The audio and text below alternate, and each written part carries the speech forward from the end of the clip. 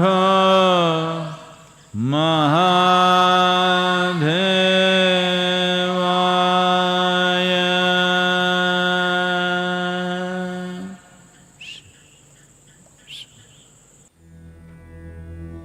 योग योग योगेश्वराय भूत भूत भूतेश्वराय काल काल कालेश्वराय शिव शिव सर्वेश्वराय शंभो शंभो महादेवाय योग योग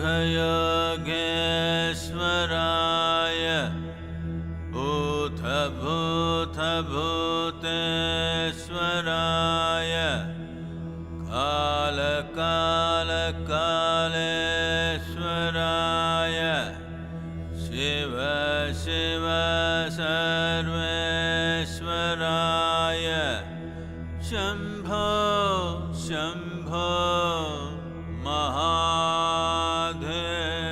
महादेवाय योग योग योगेश्वराय भूत भूत भूतेश्वराय काल काल कालेश्वराय शिव शिव